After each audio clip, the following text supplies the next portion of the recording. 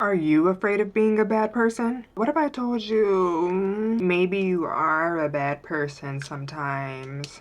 Shh, shh, stay with me, okay? Because if we're being real, everybody is a bad person to somebody, right? Right?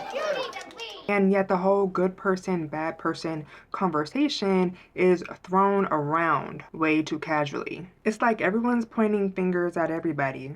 And honestly, I'm kind of over it. Think about this, okay? A stranger on the street could be labeled as a good person for doing some random act of kindness, right? Meanwhile, they could have been driving drunk just last night and hit somebody with their car, and we'd never know about it.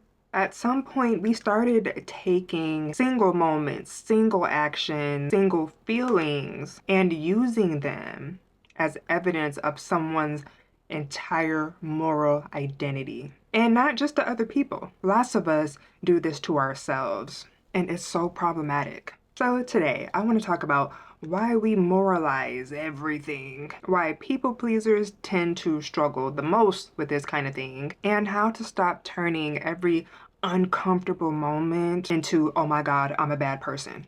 Here's what I've noticed. People aren't acknowledging that there is a difference between being hurt and being harmed. But a lot of people, I think especially people pleasers, trauma conditioned people, even really emotionally intelligent people, don't stop and ask themselves, is what I'm doing actually harmful? They instead immediately ask themselves, does this make me a bad person? And those, my friend, are not the same question. We have basically started applying morality straight to identity. So now it's like feelings of hurt, discomfort, having boundaries, having a disagreement, or disappointing someone all get lumped together into I did something wrong, I must be bad. And that exact collapse is the real problem, because at the end of the day, hurt does not always equal harm.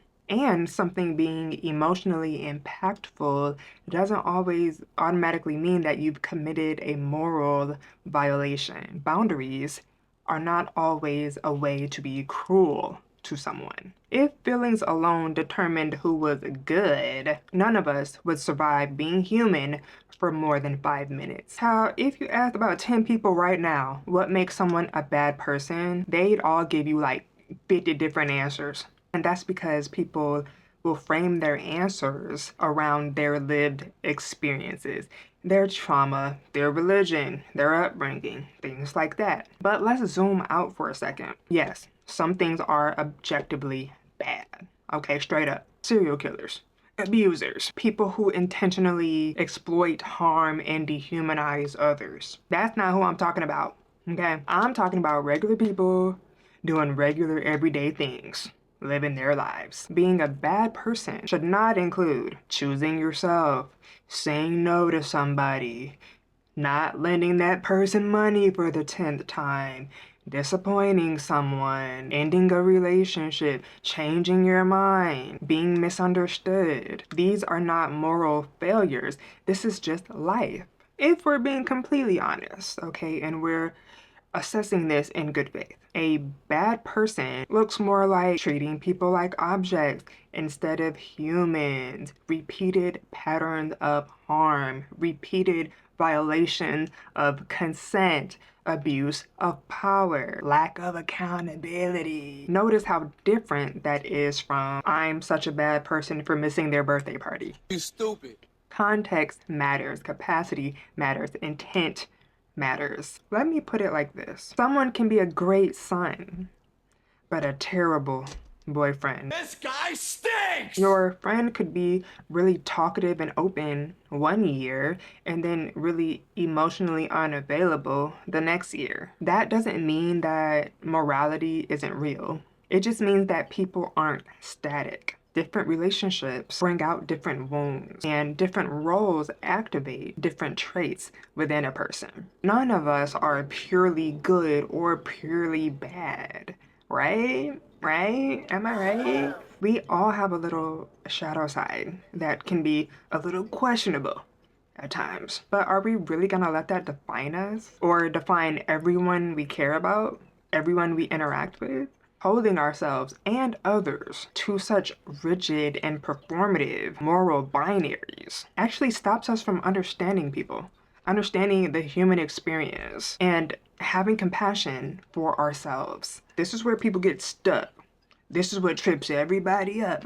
Most of us are terrified of being misunderstood or seen as the villain. But honestly, when most people call someone bad, a bad person, what they really mean is you violated my personal values or you didn't meet my needs. And if that's the case, everyone is a villain in someone else's story. If you know beyond the shadow of a doubt that you aren't causing any real emotional, physical, or psychological harm, you have to learn how to tolerate being perceived negatively sometimes. I struggle with this too, so I'm not preaching from the mountaintops.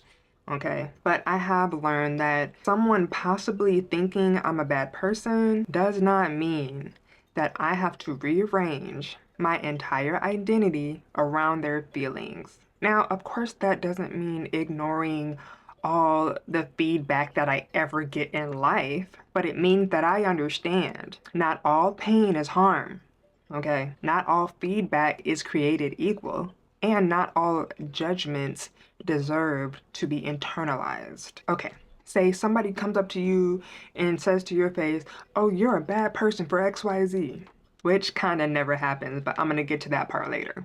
Okay, you would probably respond in one of four ways. One, you would internalize it. You'd feel shame. You would over explain. You would self abandon. Yeah, you might stay likable for that moment, but you'll be stuck.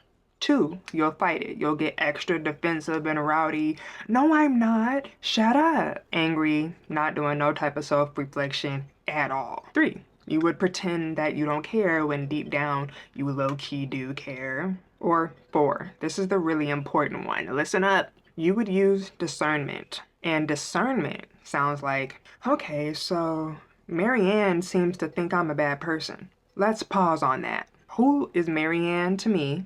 What perspective is she coming from? Is she naming harm or just discomfort? Is there a pattern here on my end worth acknowledging? Maybe I did do something kind of crazy and I should take accountability for that. Or is there a pattern on Mary Ann's end? Does she have a pattern of catastrophizing every time her feelings get a little bit hurt? Do Marianne and I share the same values? Do I respect Marianne's values? I'm saying all this to say that judgment is only information. Judgment is not a verdict on your existence. And as we all know, information should be fairly interpreted before we absorb it.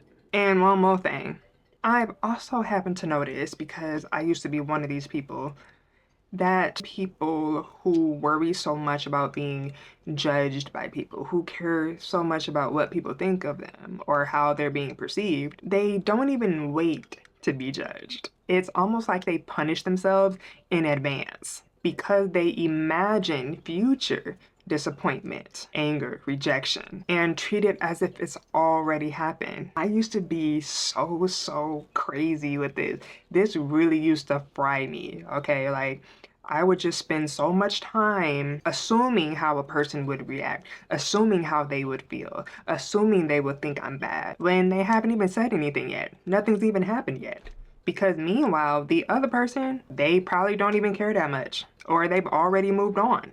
We have to stop treating imagined judgment as reality. And we have to stop policing ourselves to prevent something that hasn't even happened yet. And it may not ever happen. I hope you could kind of pick up what I was putting down in this one. And I didn't make this video to encourage people to avoid accountability.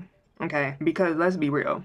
The real villains who are out here terrorizing everybody, they wouldn't even click on a video like this because they don't care. We do not care. And I know that as a person who has always minded their own business and always made it a true effort to treat people with kindness and fairness, even I have still villainized myself for saying no, setting boundaries, and just existing as a human being. And there will always be people who benefit from you making yourself the villain. I don't deserve to punish myself if I'm not harming anyone. And you don't deserve to punish yourself either. Now, of course, you're allowed to decide what makes someone a good friend for you, what makes someone a good partner for you, right? What makes someone a bad friend to you, what makes someone a bad partner for you, because these are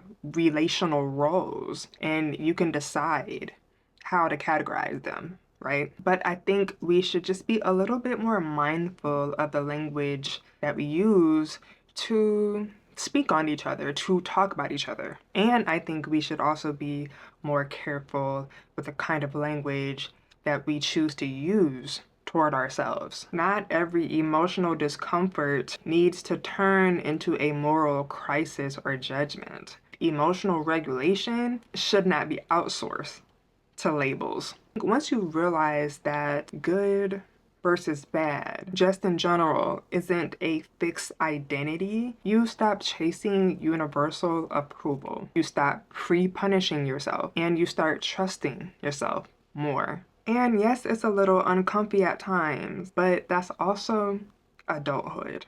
Well, that's all I have for this video. Let me know what you think in the comments. As always, stay gorgeous, and I will see you in the next one.